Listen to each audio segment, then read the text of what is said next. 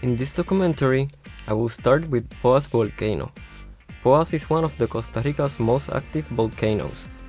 Then we will see La Paz Waterfall Gardens. After that, I will show you La Selva Biological Station, which possesses one of the highest density of biodiversity in the world. Then, I will show you the world-famous Dhoka Coffee Plantation. From there, we will go to Manuel Antonio National Park, which is among the world's 12 most beautiful national parks. Then, you will see howler monkey and other habitats while taking a boat ride in Sarapiqui River. From there, you will see a tropical rainforest from the aerial tram. In the end, you will see Baldi Hot Springs from the foothills of Arenal Volcano. Enjoy!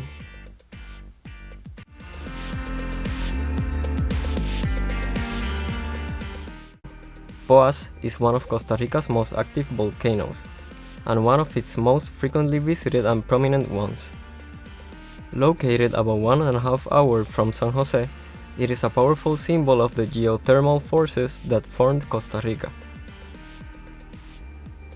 One can make the 68-mile journey, which cruises along never-ending fields of coffee and flower farms that line the area around the park. The best time to visit is during the morning hours. Clouds normally roll in around mid-afternoon, making it difficult to enjoy the scenery. Since it is 8,885 feet above the sea level, on a clear day it is possible to see both the Pacific and Atlantic coasts. As we were driving up, I was told that on each 1,000 feet elevation, vegetation differs completely and it was visible as well. I was amazed.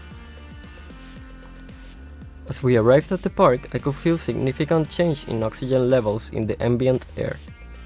Because of acid rain presence in the air, we were told not to chew gum or drink water. Here you can see this plant, which is called Poás, and that is why they named this volcano as Poás.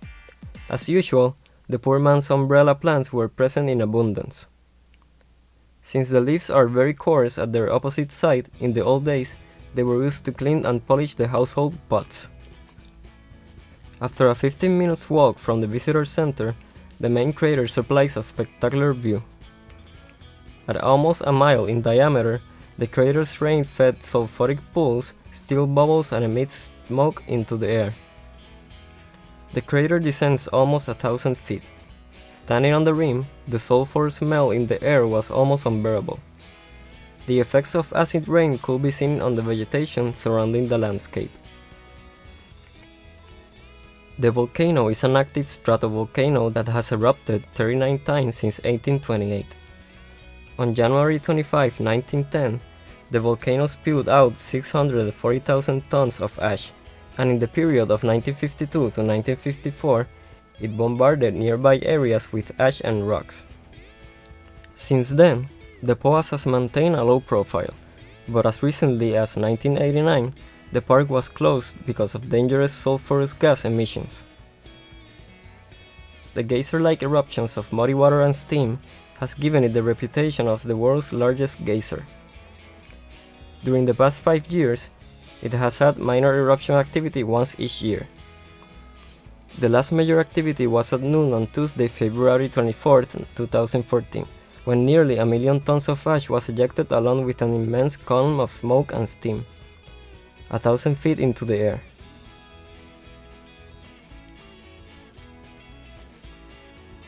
The phenomenon, called phreatic explosion, occurred due to a reaction between magma and water at the southern border of the lake inside the volcano.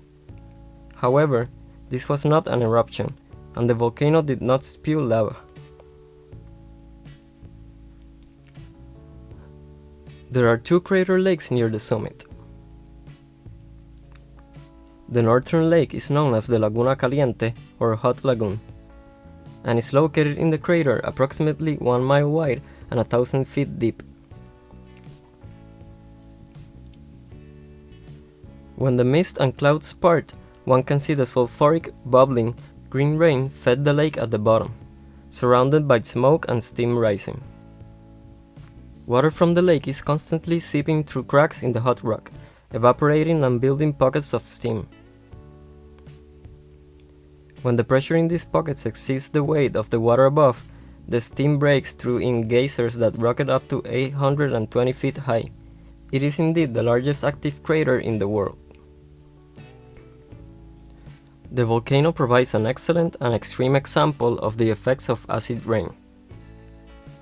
Around the caldera and for several miles downwind, the vegetation is stunted brown and black by the tainted moisture that precipitates from the omnipresent clouds near the peak.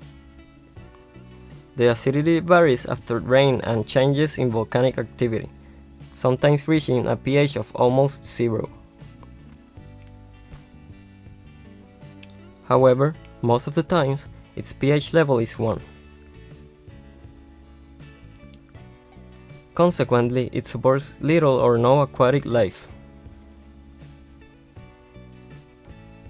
After Kawah Ijen in Indonesia, this is probably the world's second most acidic natural lake. The bottom of this lake is covered with a layer of liquid sulfur. Acid gases create acid rain and acid fog, causing damage to surrounding ecosystems and often irritation of eyes and lungs.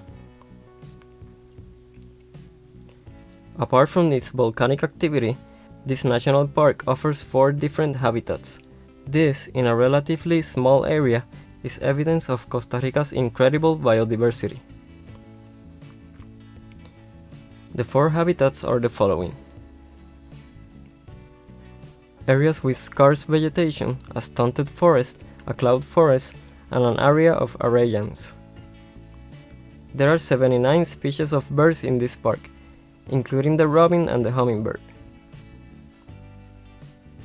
Among the mammals found here are the coyotes, long-tailed weasels, skunks, and some small felines. If you see a green-yellow squirrel, take a look at it, because it's the Poas green-yellow squirrel, and as its name suggests, it's only found in this park, and nowhere else in the world. One of the most interesting ecosystems present at the park is the dwarf or stunted forest, where the tough ferns and bonsai-type trees aren't allowed to grow much because of the acid rain that's emanated from the volcano. There are well-kept but short trails around the craters and into the forest. The Crater Overlook Trail is about a half-mile long, and is a paved road that winds around and right to the crater. The side trail, which takes 20 or 30 minutes to cover, leads to the interesting Botos Lake, mentioned above.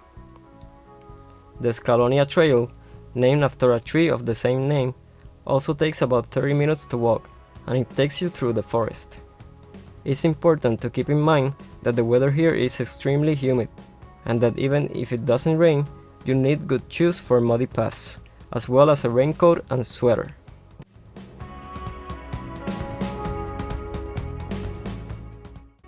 On the northeastern slopes and a 20 minutes drive of the Poas Volcano, La Paz Waterfall Gardens and Wildlife Refuge encompasses a 40-acre wildlife refuge, 30-acre pasture, cloud and rainforest, as well as an orchid garden.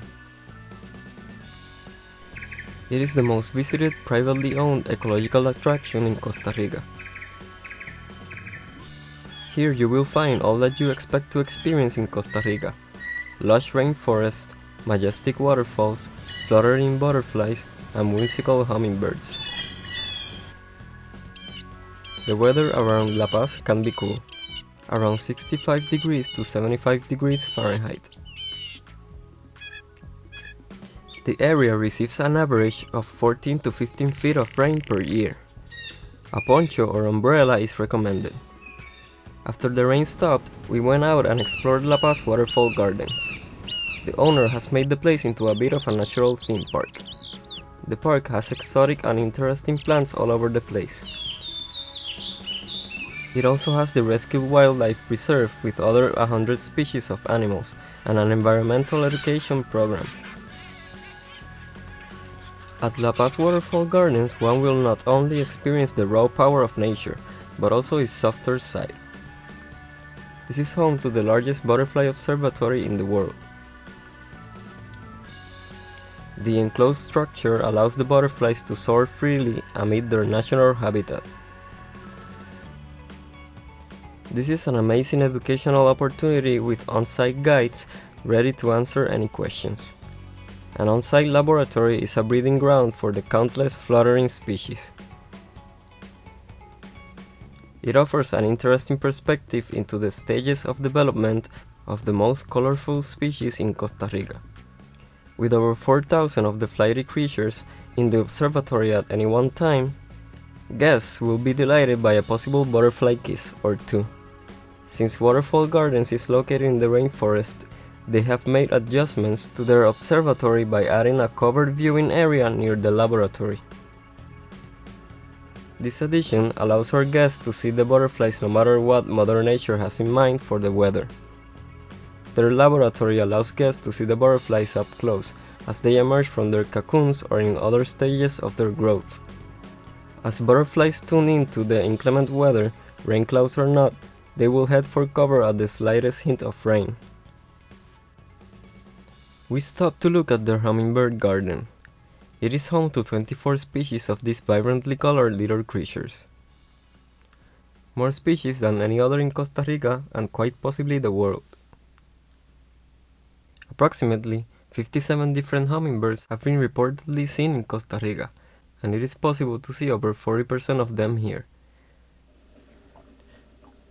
Since hummers, like most birds, have virtually no sense of smell, the flowers that attract them tend to have little or no fragrance, apparently directing their resources into high visibility and nectar production. Feeders are dispersed throughout the garden, making it easy to observe their interaction and feeding habits. It was so fascinating to see hummingbirds so close. They flap their wings about 55 times per second. Their normal flight speed is about 25 miles per hour. Their average age is about 4 years. It was so exciting to watch these little birds and I wanted to stay there for more time, but it was time to move on. Next, we took a stroll through the exotic orchid garden and into the frog pond. There is no more beautiful flower than a blooming orchid. So mesmerizing indeed. Here we found frogs like the poison dart frog and green leaf frogs. It was so hard to find them, but our guide will find them and will point at them. He told us that predators learn not to eat them by their bright colors. If they do, they get real sick or even they may die. This place is impressive, with no expense spared when it comes to the care of the animals. It was explained to us that the animals at La Paz either arrived injured and unable to return to the wild, or in some cases were confiscated from illegal breeders or traffickers. La Paz rescues and rehabilitates animals taken from their habitat. Only those that cannot return to the wild live permanently at the refuge. We had this great opportunity to see some jungle cats up close.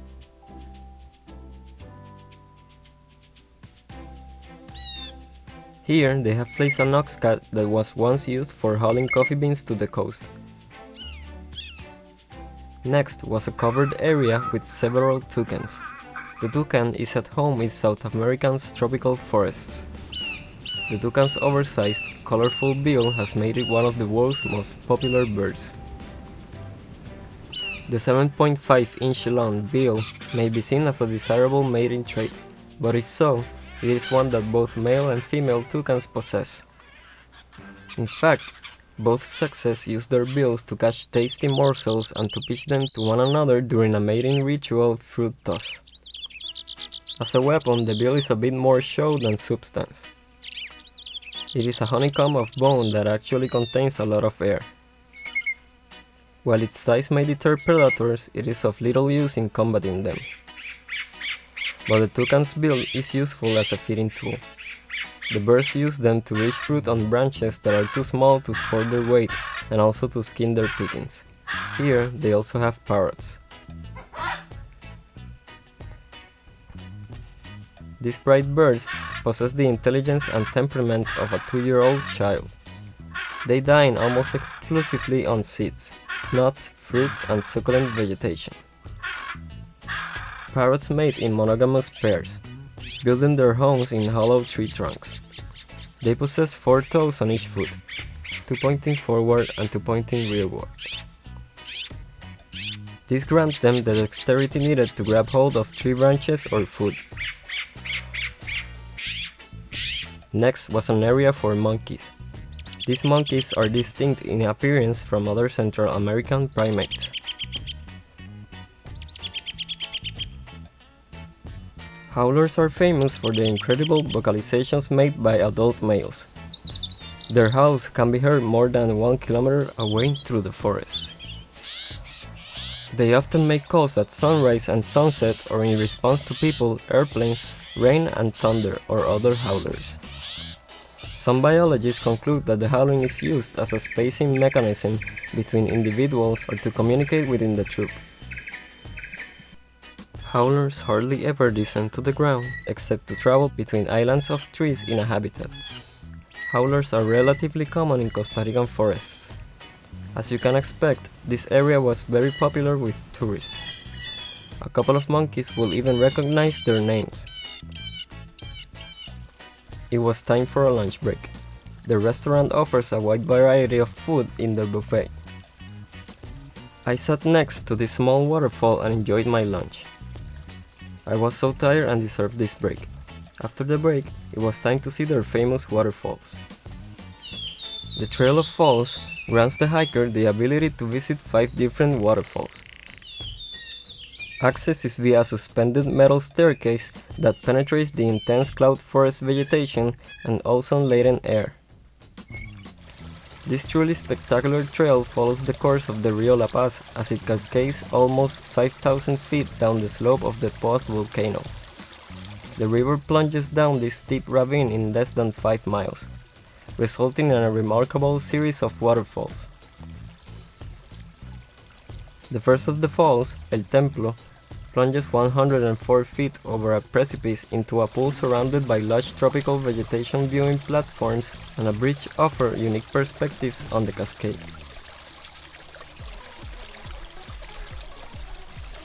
The platforms along the trail afforded us the luxury of viewing the waterfalls from above, below, and center while being misted by its spray.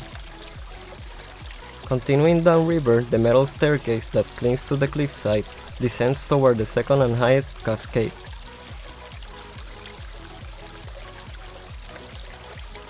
Magia Blanca, White Magic, measures in at 40 meters, or 131 feet high.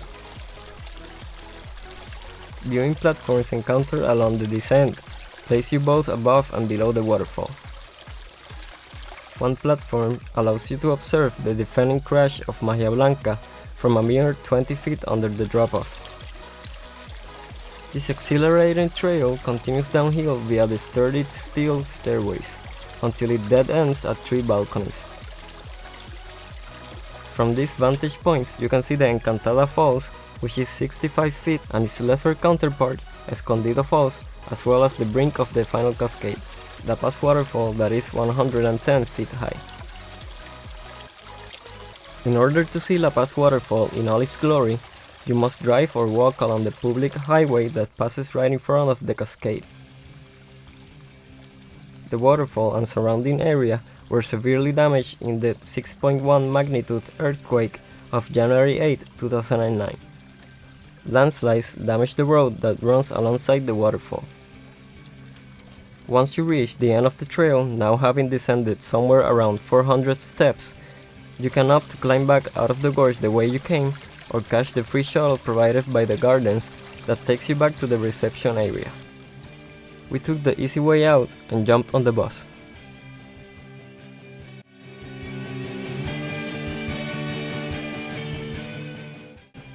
La Selva Biological Station is located on the Caribbean side of the Central Mountain Range near the town of Puerto Viejo de Sarapiqui. It is on a 2.5-hour drive from San Jose and provides an excellent day trip filled with wildlife. Over 100 mammal species and 440 bird species have been identified here, including green macaws. The reserve, which is run by the Organization for Tropical Studies, features several miles of easy, well-maintained hiking trails. Costa Rica is considered to possess the highest density of biodiversity of any country worldwide. While encompassing just 1/3 of a percent of Earth's landmass, approximately the size of West Virginia, Costa Rica contains 4% of species estimated to exist on the planet.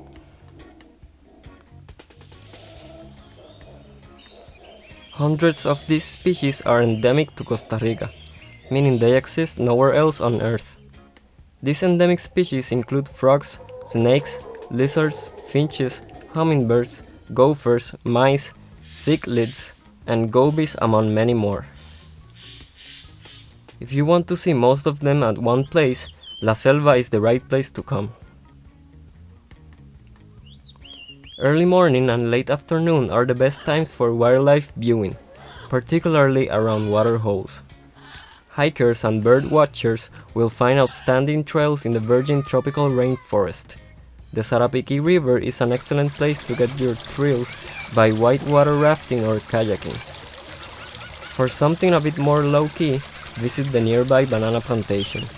Go on the chocolate tour or check out the butterfly garden. If you want to stay here for a few days, this place also has its own lodge. The Selva Verde Lodge boasts an amazing of 570 acres of critical rainforest reserve, an oasis of complete enchantment and serenity. The lodge features a suspension bridge connecting the Eco Lodge to the rainforest reserve. On the grounds, enjoy a stroll along thatched walkways graced with tropical plants. An inviting pool near the dining room area awaits guests looking for a cool place to relax and cool down after an adventurous day of rainforest exploration.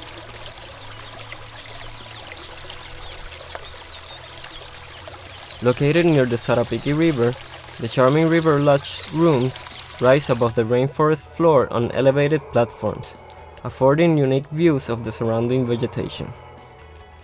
Rooms accommodate 1 to 4 guests in twin beds. The 5 newly remodeled rainforest bungalows, tucked into the forest near the botanical garden, have air conditioning and spacious verandas. In this park, bats are plentiful, and during the daytime, it's so hard to find them. Bats play a number of important roles in tropical forest ecosystems. Most of the bats fly at night to feed on insects, but some bats specialize on fish or even frogs. Here is the covered termite gallery on the tree trunk to the right of the bats to the immediate left. Given the rich diversity of Costa Rica's ecosystems, it may come as a surprise that only 200 mammal species, half of which are bats, live here. Even today, all large and many small mammal populations are subject to extreme pressure from hunting or habitat destruction, and it is only recently that large mammal populations in the national parks are beginning to recover. Costa Rica demonstrates biodiversity conservation for developing countries. Over 27% of the country's land has a protected status as national parks, wildlife refuges, forest preserves, and more. The Costa Rican government is active in protecting its biodiversity for the ecological services they provide. The government imposes a 5% tax on gasoline to generate revenue, to pay landowners to refrain from clear-cutting on their land and instead to create tree plantations. This provides Costa Ricans, or ticos as they call themselves, incentive to become active tree farmers instead of cattle ranchers. Tree farms provide some habitat for wildlife, enabling some measure of biodiversity to remain in these areas despite humans' use of these natural resources. Costa Rica's biodiversity contributes to the numerous ecological services the environment provides. Every aspect of the ecosystem, from the different species of plants to the diversity of animal species, contributes to natural services like water purification, provision of food, fuel, fiber, and biochemicals, nutrient cycling, pollination and seed dispersal, and climate regulation, just to name a few. As the diversity of species increases, most of these services can be provided and to greater extent.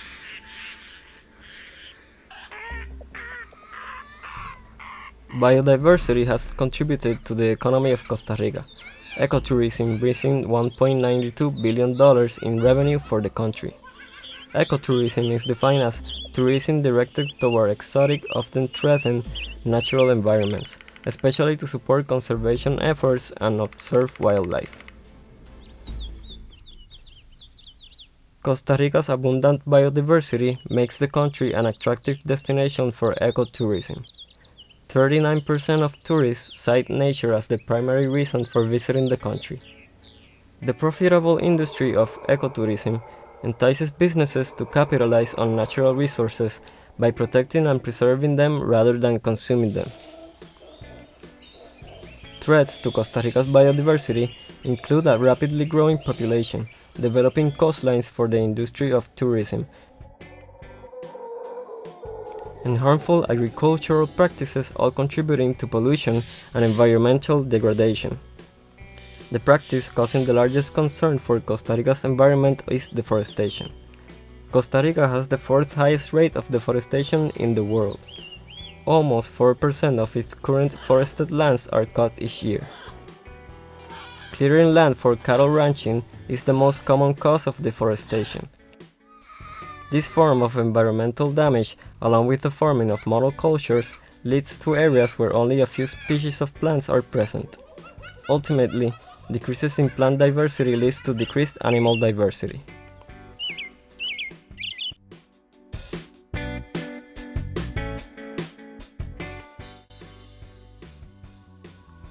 Costa Rica has rich volcanic soil, different climates and altitudes which are important factors and determines how the coffee will taste. Located on the fertile slopes of Alajuela, the Dhoka Coffee estate is widely known throughout Costa Rica and the world for its high-quality Arabica coffee. We toured the estate to learn more about the process of how coffee gets from verdant plantations to our cup.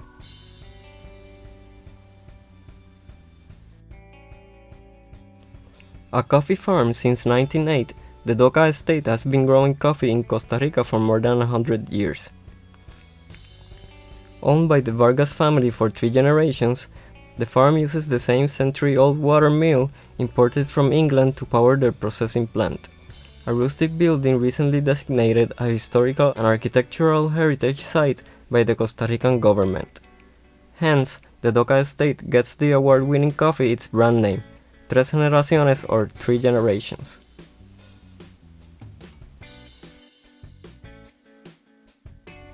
Seeds are planted in tiny planters and remain there for 3 months, until they are strong enough to be transferred to normal pots.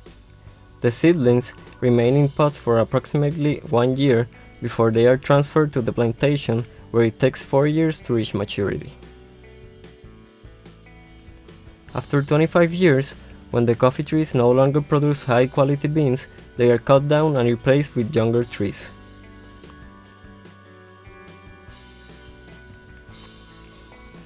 The roots of the coffee plants are considered the best for slow and consistent burning. These roots are dried and sold to expensive restaurants all over Costa Rica, especially for chicken barbecue. When the skin of the berries turn a vibrant red, they are ripe and ready to be picked, which is done all by hand at Doka. More than 400 workers tend to the 1,600 hectares of coffee plants during the harvest season. Pay is low, but full housing is provided for the workers and their families, who mainly hail from Nicaragua. Many fruit trees, such as banana, mango, and avocado, are planted among the coffee plantation to lure pests away from the coffee berries. A coffee fruit or the cherry has 2 coffee beans inside. Some of the cherries on the plant will have only 1 bean inside, is shaped slightly different and is known as pea berry. This pea berry bean make an entirely different kind of coffee. Once the berries are harvested, the beans are extracted from the skin and sent to the receiving area of the mill, where they are funneled into a large vat filled with water. The high-quality beans sink to the bottom, and the lesser quality, which are less dense, float to the top. The denser beans are then funneled to a different part of the mill, where they are left to ferment for 40 hours and to lose their slime. The beans are then transferred to an area outside, where they are shifted every 45 minutes for 4 days, as they dry in the sun. During the rainy season, the coffee is sometimes dried in the mill, a process that is avoided when possible, as it does not render the same delicious flavor as when the beans are dried in the sun. Once the beans are dry, they are placed in bags and stored for 3 months in a dry room, before they are removed from their natural parchment casing and exported for roasting. All the beans, from the beginning of the milling process to the end, are useful. The lighter colored beans are considered the highest quality. Those that have been dried in the sun are considered the best, and the mix of light and dark colored beans are of lesser quality. At Doka, 70% of the beans are sold to companies such as Starbucks, Peet's Coffee, and Green Mountain Coffee, where they are usually blended with lesser quality beans. 30% are roasted in-house for the restaurant-owned property and sold locally in Costa Rica.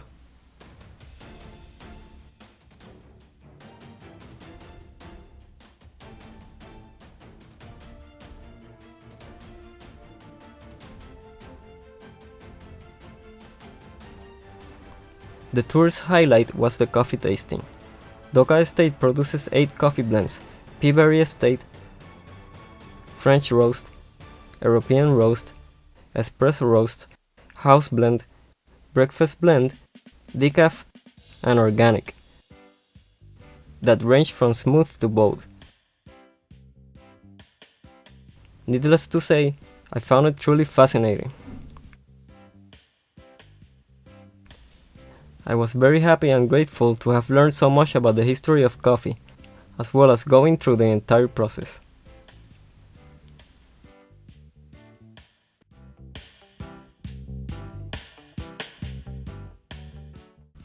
From San Jose, depending on the traffic, the trip to Parque Nacional Manuel Antonio takes about 3 to 4 hours each way. Halfway through, just before crossing Tárcoles River, we stopped by for a breakfast and to watch the famous Tárcoles River crocodiles.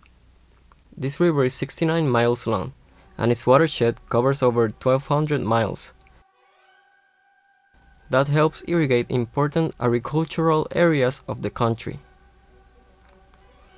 In addition, the river also helps generate electricity. The river is, however, not a good place to swim, as it is highly polluted.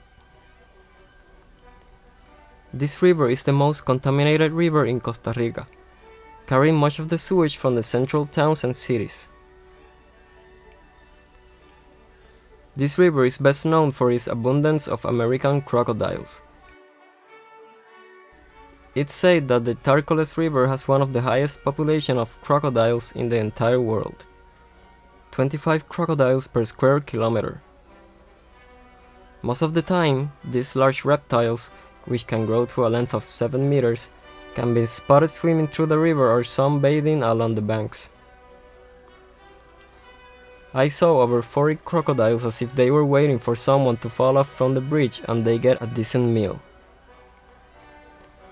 A couple of months after visiting this place, I read in the news that an unidentified man jumped from this bridge into the river.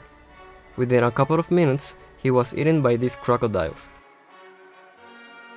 In addition to the crocodiles, the river also supports more than 50 species of migratory, native, and coastal birds. Parque Nacional Manuel Antonio is among the world's 12 most beautiful national parks. This park is just south of Quepos on the Pacific coast and 82 miles from San Jose. The park is easy to reach and contains a good selection of hotels and restaurants. Since access to the park itself is close to vehicles, I had to hike to the preserve, crossing a creek. Ponce de León, the Spanish explorer, in search for the Fountain of Youth, discovered Manuel Antonio in 1519.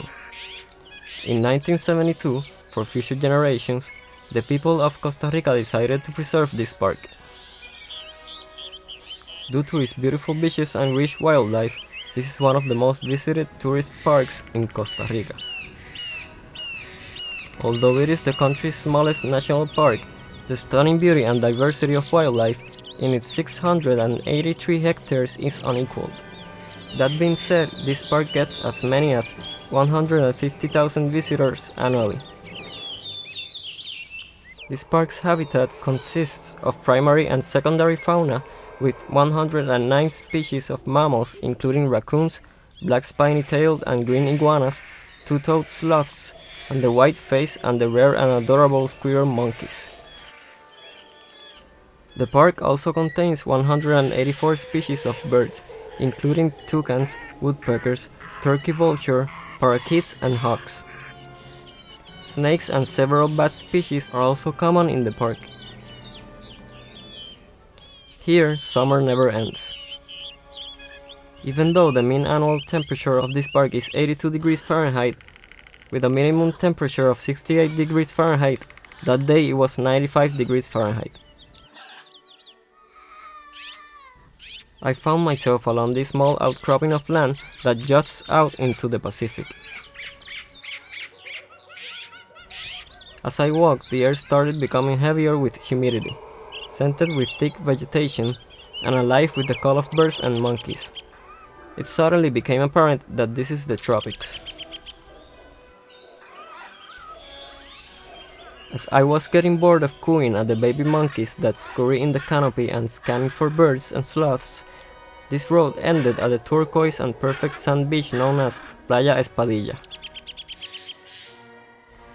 This beach is a picturesque half-mile long with white sand crescent bisecting deep green foliage to one side and a secluded cove to the other.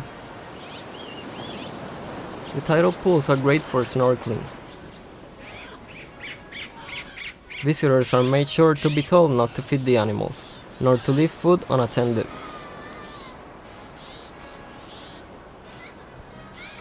Plenty of game wardens were all around to impose the rule, yet tourists deliberately do so to get a thrill out of the action that follows.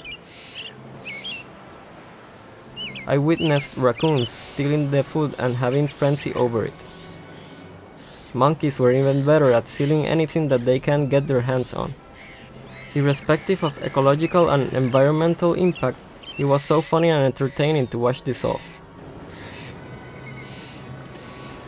Ocean water temperature is always warm here, which ranges from 80 degrees Fahrenheit to 88 degrees Fahrenheit.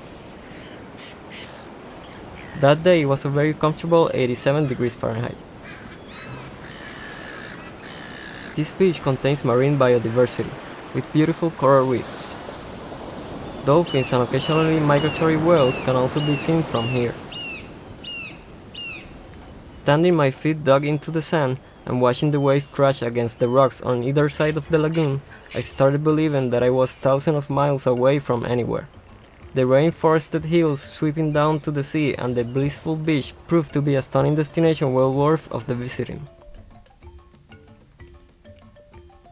On the way back to San Jose, as sun was setting down, we stopped by at the hill overlooking the town of Jaco and its beaches.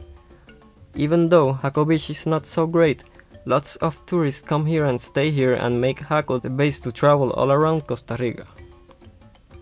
The Pacific Ocean in front is world-renowned for its sport fishing. World-class surfing, scuba diving, and snorkeling is also available around this area.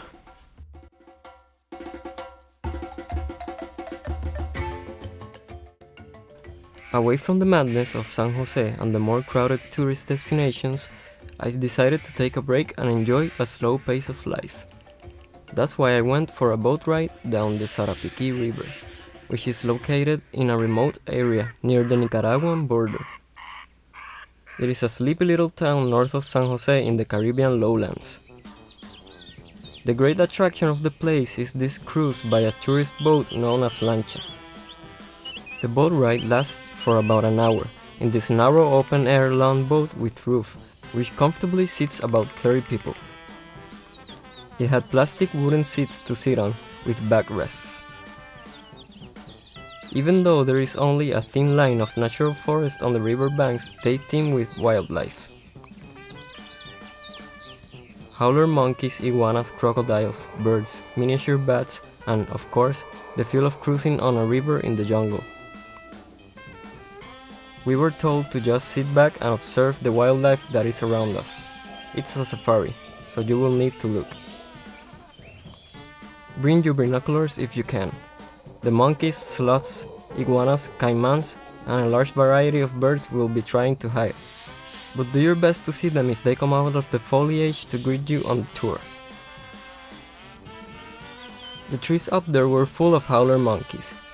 They were jumping from one tree branch to the other, and it was so much fun to watch them.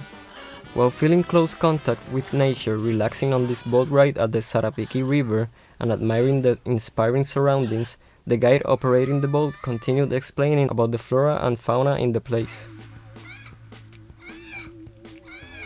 He showed us a couple of sloths sitting motionless on a tree. The sloth grows to the size of a medium-sized dog, has a small head and flat face with snub nose, beady eyes, and seemingly rudimentary ears. Its long bony arms are well developed, with curving claws that hook over and grasp the branches from which it spends almost its entire life suspended upside down. They spend up to 18 hours daily sleeping curled up with his feet drawn close together and his head tucked between the forelimbs.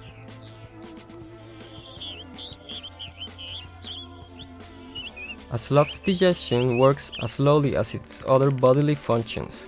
Its metabolic rate is half that of other animals of similar size, and food remains in its stomach for up to a week. Hence, it has evolved a large stomach and intestinal tract to process large quantities of relatively indigestible food.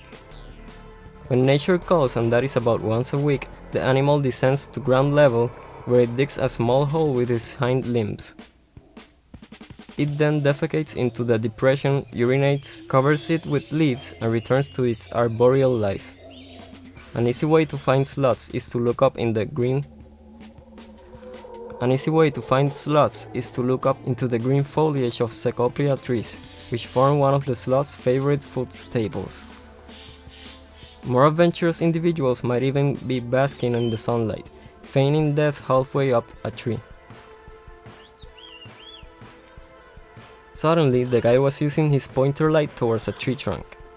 We could not figure it out until we paid lots of attention. They were bats lining up and fully camouflaged. They are known as great potu that perches upright on a tree stumps and holds his hawk-like head haughtily aloft. Bats are nocturnal. This means that they sleep during the day and are active during the night. This species of bats prefer to roost in communities. The guide also showed us an iguana, a poison dart frog, and a Jesus Christ lizard. He also explained that they call them Jesus Christ lizards because they walk on water.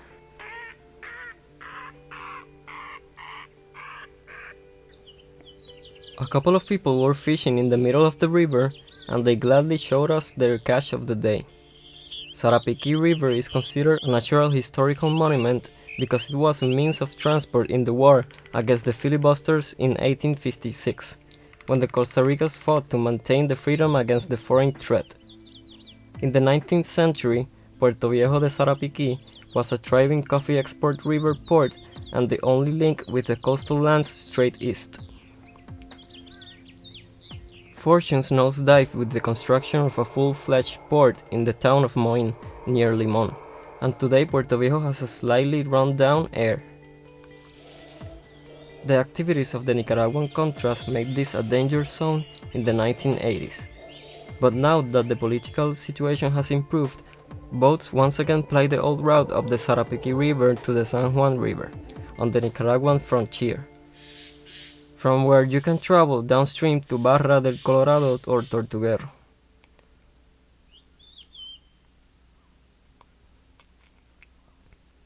Wars of words still occasionally flare up between Costa Rica and Nicaragua, but they need not concern you as a visitor. It's hot here, the real tropics.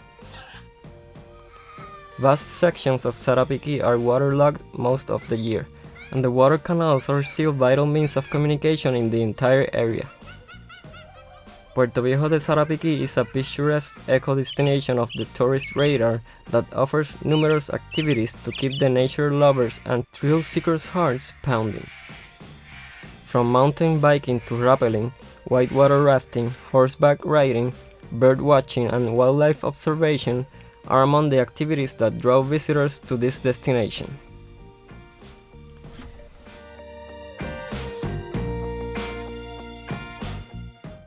Rainforest adventure cannot be completed without the famous Rainforest aerial tram. Created to raise the world's consciousness of the importance of the tropical rainforests, the Atlantic Rainforest aerial tram allows guests to discover the hidden secrets and hanging gardens of the tropical rainforest from an awe-inspiring perspective. Visitors literally travel 90 minutes between the grove forest, the canopy, and its gardens, discovering plants and animals that are usually hidden. This little-known world has incredible beauty and extraordinary biological diversity.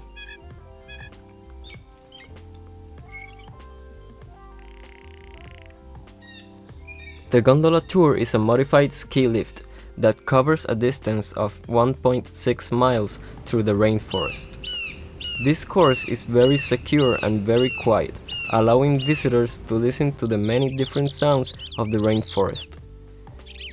This area is a 1,200-acre private reserve sharing a 6.2 miles border with Braulio Carrillo National Park and constitutes a buffer zone between the park and farmlands. Unlike the desert, water is not in short supply in the tropical rainforest. Still, there is an intense competition. Only in this case the competition is for light and nutrients. With many tall trees forming a multi-layer canopy, not much light gets to the forest floor, and competition for light is intense. Sometimes the forest floor may be relatively bare because there just isn't enough light. With this competition as a backdrop, the profusion of epiphytes and vines in the tropical rainforest makes sense. Rather than grow huge trunks to hold their leaves up to the light, epiphytes and vines sheet by growing from the top down. Here's how it works. A monkey or bird eats the fruit of an epiphyte and scurries or flies to another spot where it defecates. The seeds, embedded in a rich pile of feces, get caught up in the bark or in the crotch of a tree high up in the canopy, where there is more light available. In the case of vines, they rapidly send roots down to the ground to get plentiful minerals. Epiphytes may grow against the tree or form a basin with their leaves. The basin will fill with a mixture of water and feces from canopy-dwelling animals, and the epiphyte can extract minerals from this trapped water. Perhaps no vine exhibits this strategy better than the strangler fig. The seeds germinate in the crown of the canopy and a root slithers down to the forest floor. Making contact, it immediately begins to send nutrients skyward, and the fig in the crown responds by dropping additional roots down the trunk. Eventually, the roots completely encircle the trunk and it begins to fuse. Above in the canopy, the fig is shading out the host tree's leaves. The host tree sickens and dies, and eventually decomposes. This leaves the strangled fig standing tall, its fused roots forming a hollow trunk as tall as the original tree. Getting light is only half the story. Nutrients can be hard to come by as well. The heavy rains dissolve nutrients from the forest soil and carry them away. The remaining bedrock is slow to give up minerals, and these are again quickly washed away. Plants, therefore, have to go to extreme lengths to retain the nutrients before they are washed away.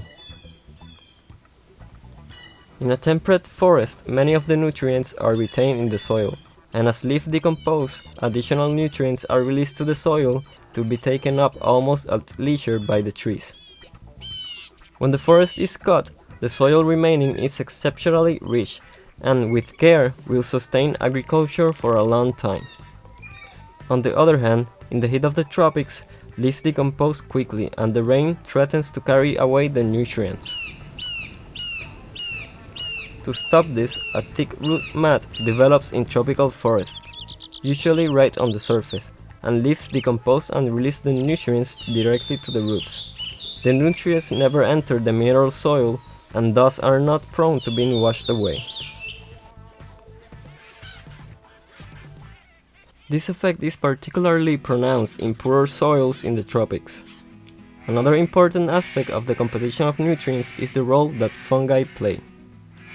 Not only do fungi help decay the fallen leaves, but many of them form associations with plant roots trading nutrients to the plants for sugars in return. These associations greatly increase the ability of forest plants to obtain nutrients. Once the aerial tram tour ended, we got to see several beautiful flowers around in the area. Here are some facts about rainforest. Covering less than 2% of the Earth's total surface, the world's rainforests are home to 50% of the Earth's plants and animals.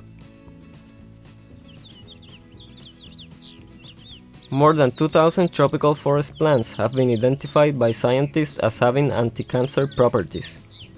About 1/4 of all the medicines we use come from rainforest plants. Cure air comes from a topical vine, and is used as an anesthetic and to relax muscles during surgery. Quinine from the cinchona tree is used to treat malaria. A person with lymphocytic leukemia has a 99% chance that the disease will go into remission because of the rosy periwinkle. Less than 1% of the tropical rainforest species have been analyzed for their medicinal value. A typical 4 square mile patch of rainforest contains as many as 1,500 flowering plants, 750 species of trees, 400 species of birds, and 150 species of butterflies. Rainforests act as the world's thermostat by regulating temperatures and weather patterns. Rainforests are critical in maintaining the Earth's limited supply of drinking and fresh water. Tropical rainforests have been called the jewels of the Earth and the world's largest pharmacy, because over 1/4 of natural medicines have been discovered there. Rainforests are also responsible for 28% of the world's oxygen turnover. The temperature in a rainforest rarely gets higher than 93 degrees Fahrenheit, or drops below 68 degrees Fahrenheit. Average humidity is between 77 and 88%. Rainfall is often more than 100 inches a year. At the current rate of tropical forest loss, 5 to 10% of tropical rainforest species will be lost per decade. Therefore, it is our job to provide people with the awareness before it's too late.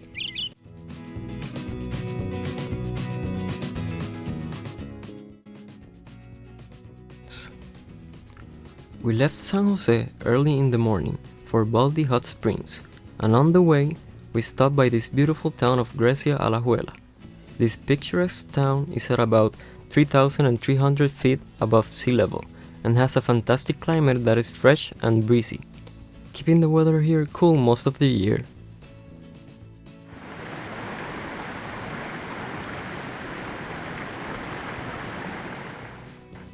This area is a great place to explore with its green and unspoiled environment. Apart from being one of the cleanest towns in Central America, this town is famous for its church Iglesia Metálica Nuestra Señora de las Mercedes, or Our Lady of Mercy Metal Church. After the earlier temple of masonry was severely damaged by the earthquakes of 1882, this Gothic-style church was built in the 1890s entirely of structure and metal foils imported from Belgium. Two popular legends about this church are known. The first one is that the church was intended to Puntaneras, Chile, and was mistakenly landed at the port of Punta Arenas in Costa Rica, ending in the town of Gracia. The second myth is that the church was donated by a foreign country and was intended as a gift to Greece in Europe and was mistakenly shipped to Gracia, Costa Rica. Obviously, these are just legends. The truth is that the importation, shipment, and construction of the church is primarily due to the work and sacrifice of the villagers and farmers of the town of Gracia, who made a great economic effort to pay for the temple.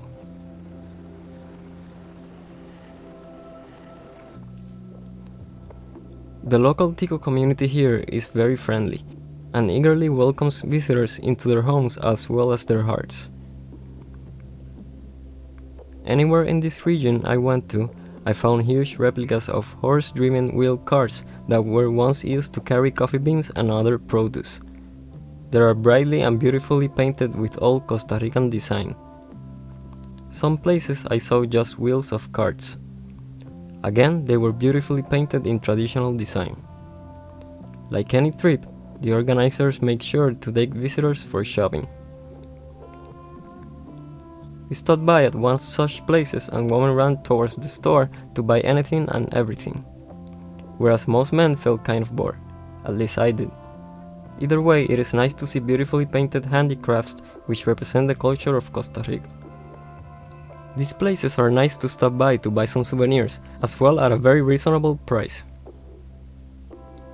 After several warnings, women returned and we continued on our trip. As it was time for lunch and we stopped by at a very well designed restaurant. The food was nice and ambience was very relaxing. Flowers and beautiful trees were plentiful and I got a chance to relax.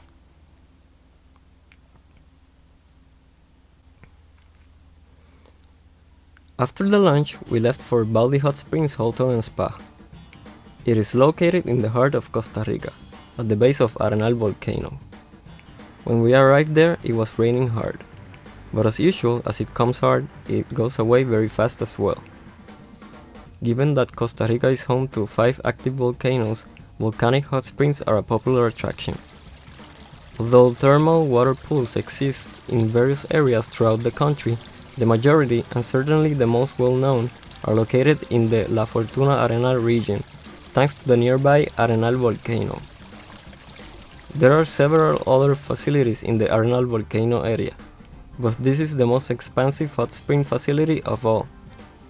This is the perfect family getaway that offers 25 thermal mineral hot water pools flowing naturally from the base of the volcano. These medicinal waters are certified by National Water Laboratory from the government of Costa Rica. You will enjoy pools ranging in temperatures from 93, 100, 102, 104, 109, 110, 113, 116, and 152 degrees Fahrenheit. A combination that is suitable to all kinds of guests.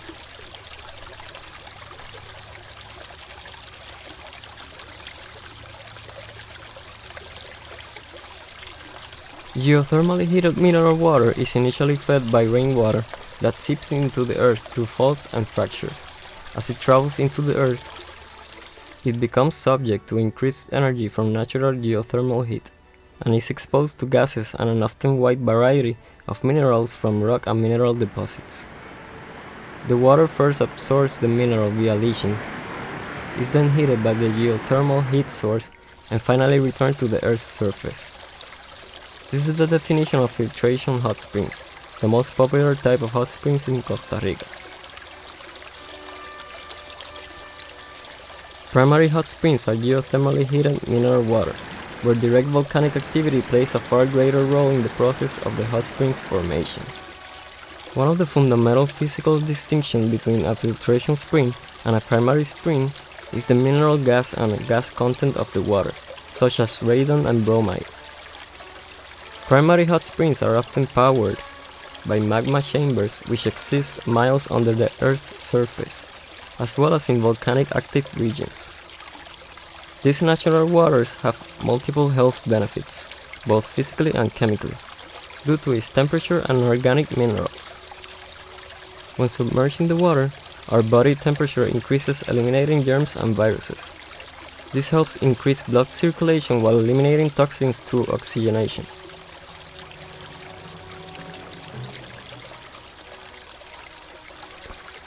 These healing waters reduce pressure on joints and muscles, which creates a feeling of relaxation and also assists our metabolism while stimulating digestion. There are walking paths winding between pools that are large and small, hot and cold. Sometimes a cold pool lies adjacent to a warm pool, allowing visitors to cool down or heat up as they please. Indeed, your core temperature will rise after nearly 20 minutes in the hot springs, so they advise us to spend some time in the colder pools throughout our visit.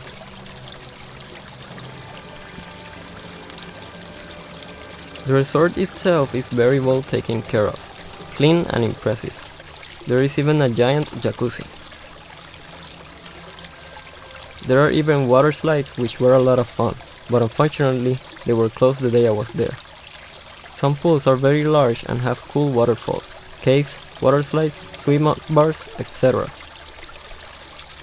There are also some neat trails connecting the pools that go through the trees. This is a great place to go kick back and relax after a long day of hiking and sightseeing. The dinner buffet was just great with several kinds of desserts. I would definitely say to go here if you are visiting the volcano. They have lockers and can change out towels for dry ones.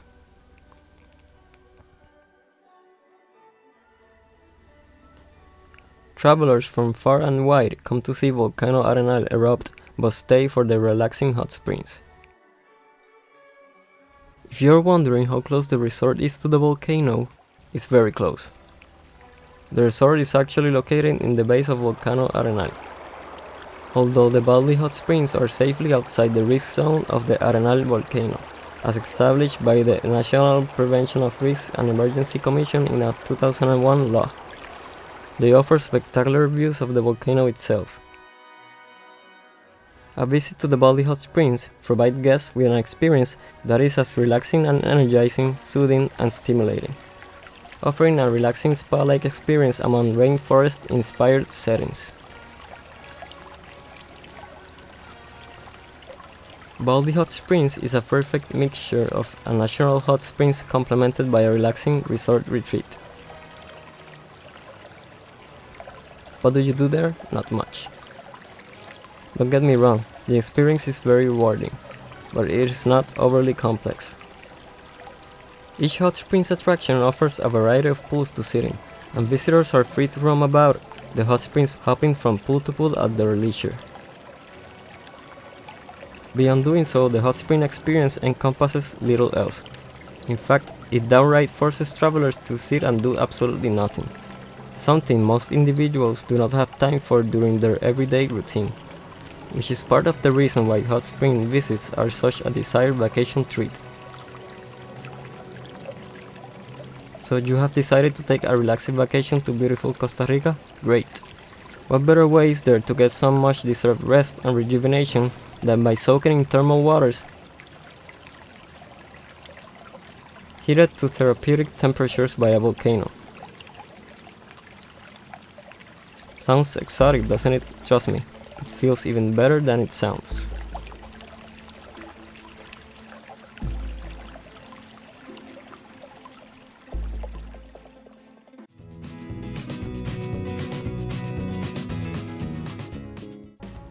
If possible, none of my trips is complete without a day out on fishing.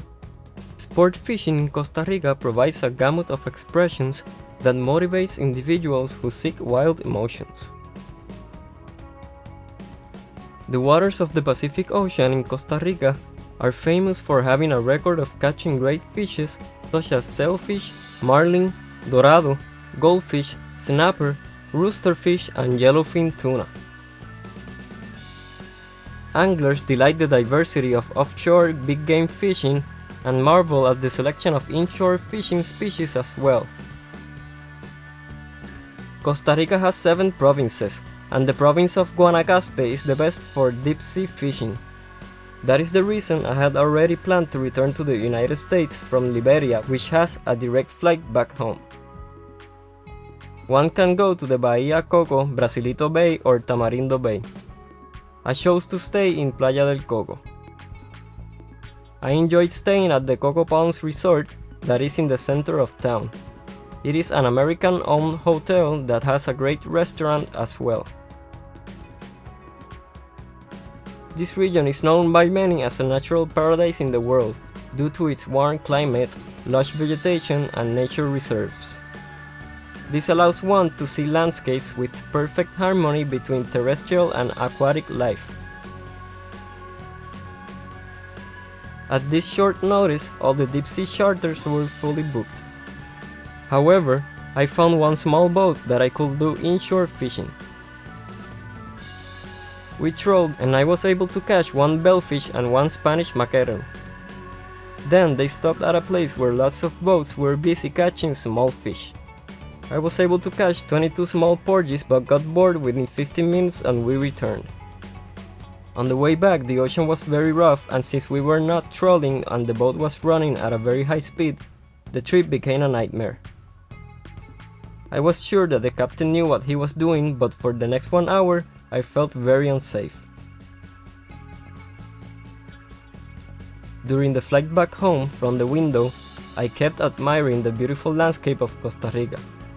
I was returning home with unforgettable memories of Costa Rica and its people. As the plane almost crossed Caribbean Sea, my eyes glued at the beautiful Cayman Island. It is composed of 3 islands. All 3 islands offer scuba diving, and the Cayman Islands are home to several snorkeling locations, where tourists can swim with stingrays. These islands look so beautiful from up there.